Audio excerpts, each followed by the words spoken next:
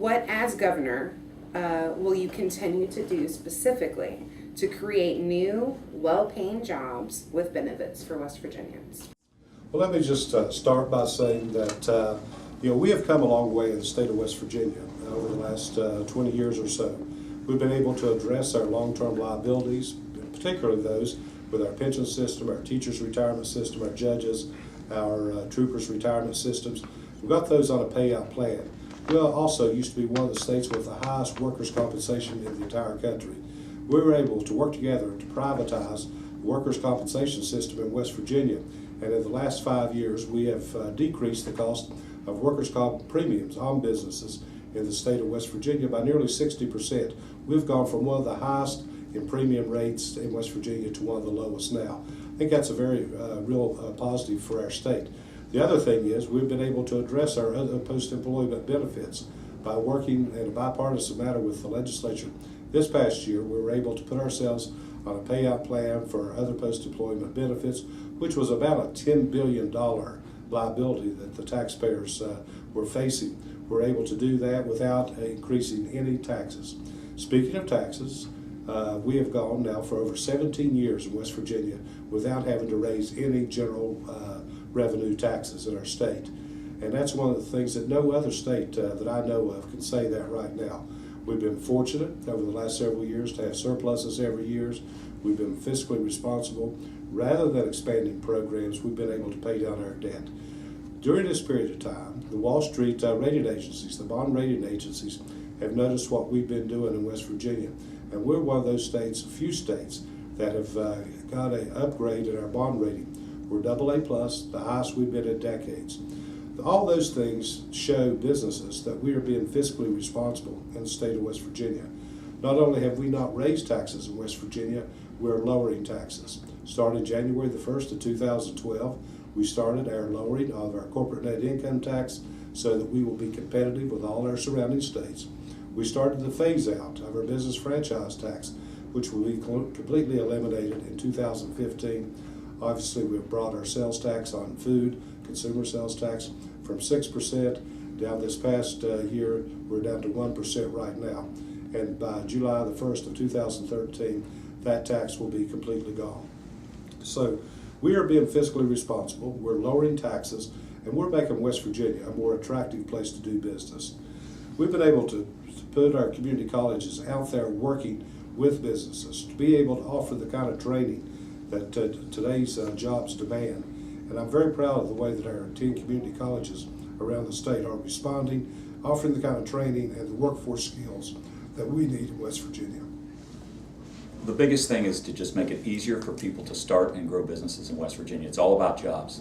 And I started a business with a dirt floor, built a drilling rig out of the scrapyard, built a heck of a business in North American Drillers. So I know what it's all about and what we need to do to fix the way we do business in West Virginia and what it takes to create jobs. We need to fix our court system. We need to take on some serious legal reforms to make it easier to insure companies in West Virginia, to make it less stressful for owners like me to have rigs working all night long, knowing you're not going to lose everything in one lawsuit, but to allow companies from out of state to look at West Virginia saying, I'm going to get a fair shake. I do have a right of appeal. There are caps on non-economic damages like we do with medical malpractice. There's a lot of things we need to do to fix our legal system. The second thing is we need to fix the way we tax. Cities and counties have their necks in a noose because they're only allowed to tax certain things, and most of the things they tax are very regressive. Like the city of Fairmount taxes business and occupation, doesn't matter if you make any money or not. Counties are only allowed to tax for personal property and inventory and other things, property. And we just need to have more local control on how we tax and get rid of these regressive taxes. And I know that's not going to happen overnight, but we've got to take those issues on. We've got some great first step ideas, like we have an inventory tax, which is very regressive. You get a break on your corporate net income, your business franchise, where you can deduct it, but you can't carry it forward. So we need to be able to carry that forward. Why not let cities that have to charge B&O tax deduct that on your corporate net income tax? Ideas like that are what we need to do to make it easier for people to be in business and grow business in West Virginia tax-wise.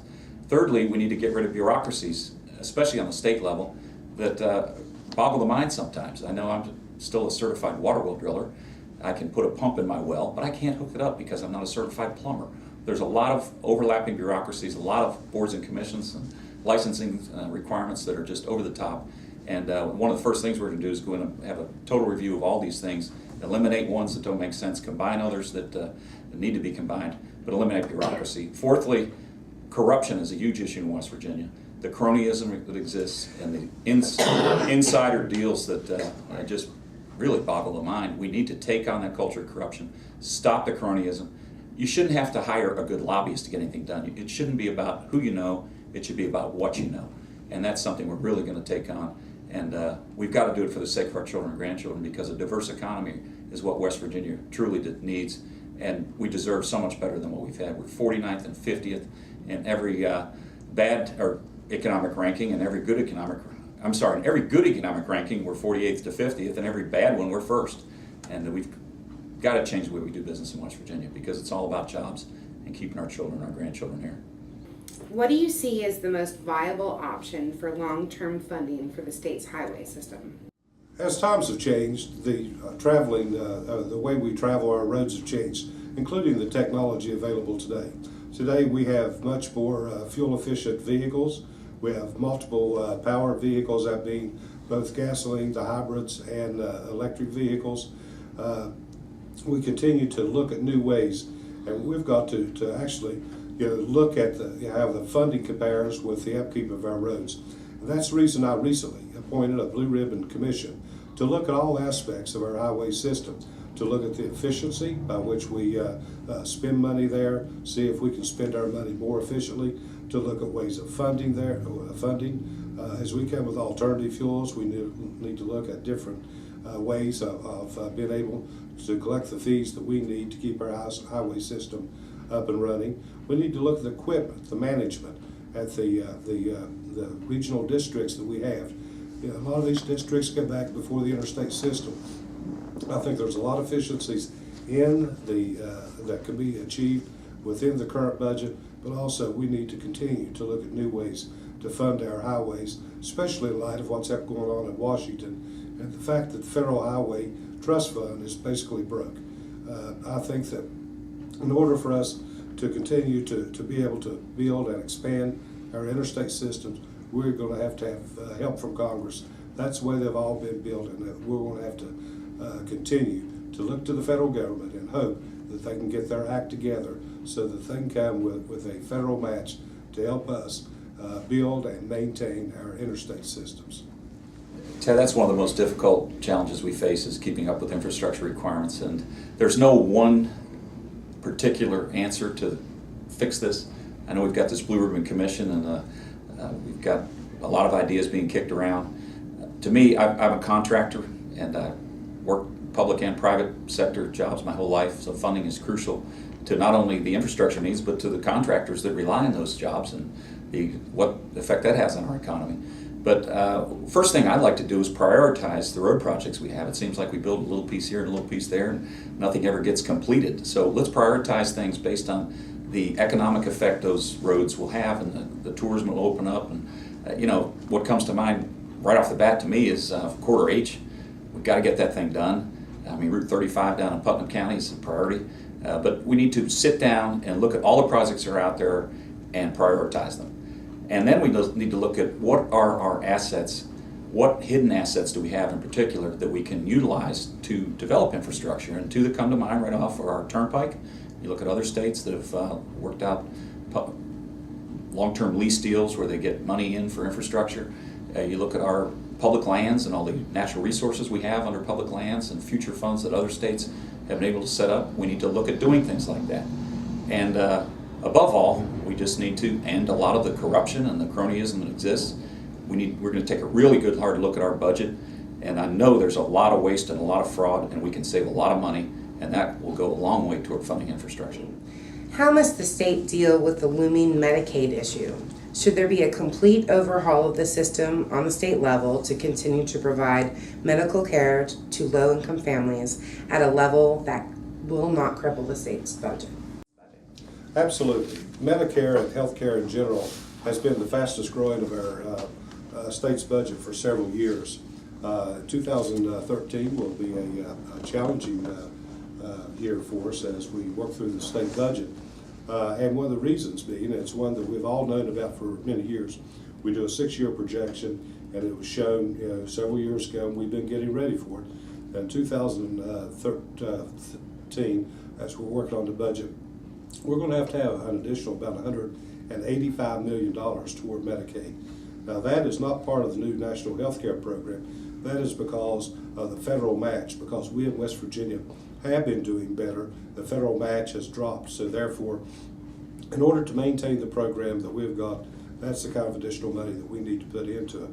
Now, on the other hand, we need to look and see that we're being efficient and effective with the state dollars that we have, and continue to maximize every single dollar to the best of our ability to take care of some of the state's poorest people. That's a complex issue. I heard about it yesterday at what was the name of the place we were in Beelington, at a home care facility that goes into seniors' homes. I think they're here in Fairmont. Hometown Care, is that the name of it? But I mean, that's something we shouldn't be getting rid of.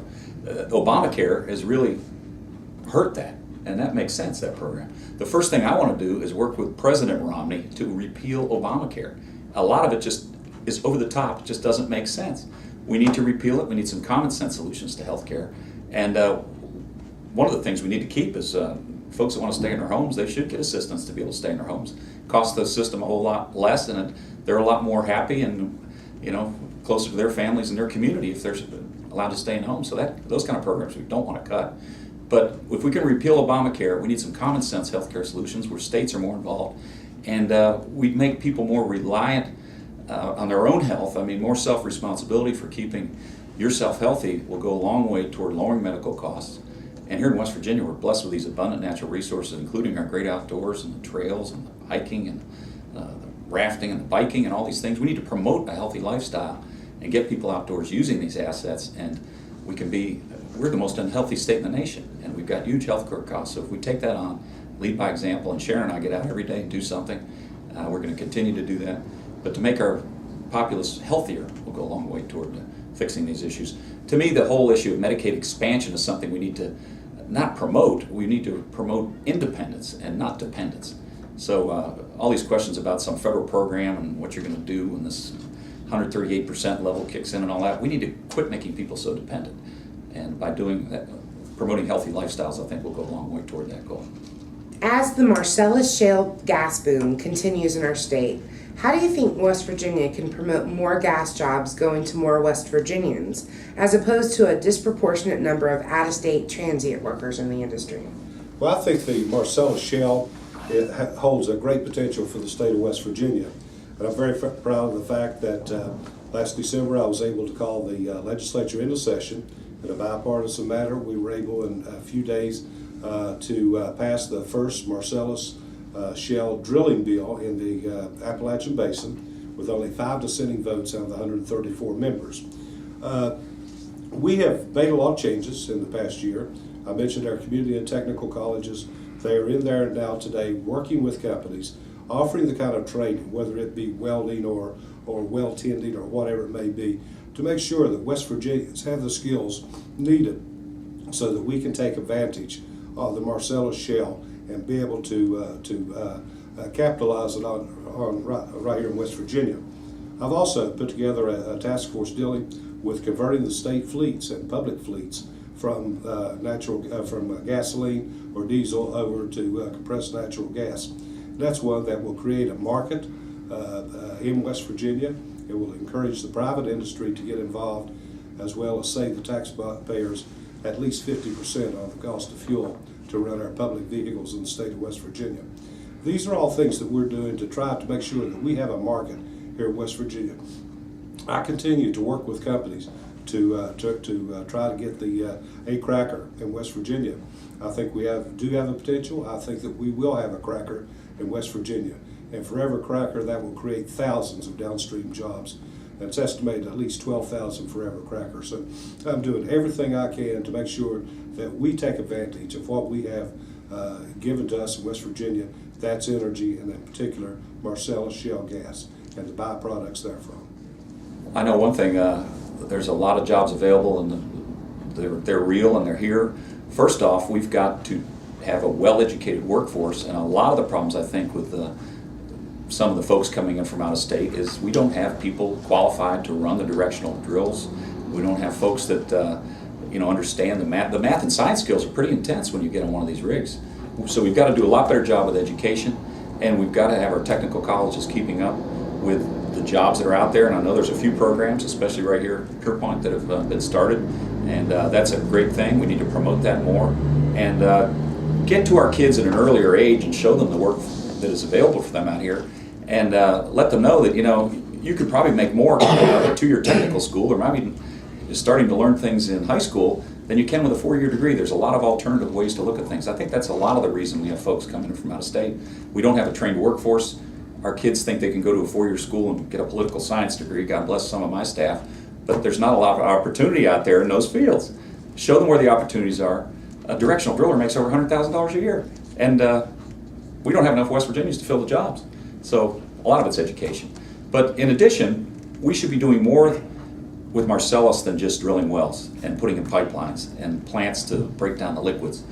We're providing the basic materials and putting it in a pipeline where we're shipping this butane and propane and ethane to places like Texas and Louisiana, where they're going to build cracker plants. They're fighting over a gas to liquids plant, Louisiana and Texas right now. We're not even on the radar screen for them. So we need to fix the basic problems I spoke about earlier with our courts, our tax system, our corruption, our bureaucracy, where companies will want to move here and start manufacturing pipe, frac tanks, anything to do with drilling and completion, but also the downstream activities like crackers and plastics and all those kind of things. And we can truly have a diverse economy. And the Marcellus and the Utica Shale also will go a long way toward making West Virginia one of the leaders in making our nation energy independent. We can do it if we have the right policies in place to make it easy to start and grow a business based on Marcellus and the Utica. Having reviewed the audit of the West Virginia school system and its claims of too many administrators, not enough classroom resources, and inefficiencies totaling $70 million, what do you see as the 3 most important things to address? Well, obviously, we have got to. We're very pleased with the audit that's come back. We've conducted, along with the State Chamber of Commerce, and other groups out there, regional meetings around the state, and invited and encouraged people to come out. Everything from businessmen and women, parents, just regular community members, to give input on what this audit has done. And I think it has some very valid points that we need to consider. I think that one of them has been that education in West Virginia is way over regulated, probably more than any other state in the union. As far as the savings goes, I've said from the very beginning, any savings that we can find within the system, it's my intent that we plow that money back in to the classroom where it is used to help the education of the children more. And that's one of the things that we have several more weeks to go here as we continue these hearings. I would just invite the public, wherever you can, go online or whatever, to give us your input, what you think that our education system needs to look like in West Virginia. We were able to make some changes, especially with teacher evaluations in the last session of the legislature, which came from the audit, and I'm sure there'll be several other recommendations as we move toward the regular session of 2013. And once again, I'd just like to say, the money that we save from this audit, I'd like to plow back into the classroom to make sure that we enhance our education system, both as far as salaries and the kind of materials the teachers need to do their job in the classroom every day. But I think one of the main findings, which we're going to really push, is we're the most bureaucratic education system in the country, and it all starts at the top. I mean, we reviewed all the different agencies and the department heads under the governor, and we've got 4 related to education, and it seems like we have a lot more bureaucracy than we need. We've got these regional RECES things we set up a few years back that are supposed to make it easier and more efficient to purchase and all these things, and all we did was create another level of bureaucracy. So we're going to have to do, we've got this audit, $750,000 for an audit, we're not paying any attention to it, we're going on a listening tour, spending more money on that with one consultant, and we've got a board of education that's not exactly under the governor's office, it's like its own pseudo-government that has to hire another consultant to figure out what to say about the study from another consultant. We've got a few too many consultants. What we need is leadership to take on the issues of the day. We need a governor that understands that we've got to educate our children for the jobs that are out there and for the future and get more money in the classroom. my gosh, we got teachers that are great teachers. We have no way to reward a good teacher. We need to look at doing things differently. And the other thing, which I've learned, I've got a daughter who's a second grade teacher down in North Carolina, and her school system has been awarded a lot of different exemplary awards for their use of technology in the classroom more than anything. And we've got to use technology to the nth degree to educate our students, and we can really do a lot better job with gifted students that way. Kids that are falling behind, we can catch them up quicker. She's got a classroom with 24 kids at all different levels. They don't even know they're at different levels because they're on laptops and using smart boards, and technology is something we really need to utilize. So it's not a or three most important things. You spit out the most important, but it's a litany of things that we've got to do. But get more money in the classroom and eliminate bureaucracy. Why should voters elect you as the next governor of West Virginia?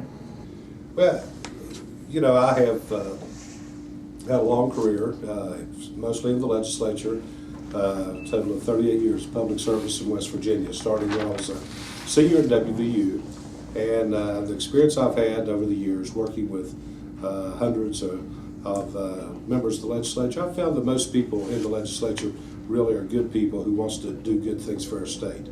But having had the opportunity to serve as a finance chairman for 8 years, or 17 years as the president of the Senate, and for the last 22 months as governor of West Virginia, I think I've had a great deal of experience knowing how state government works, knowing what we need to do.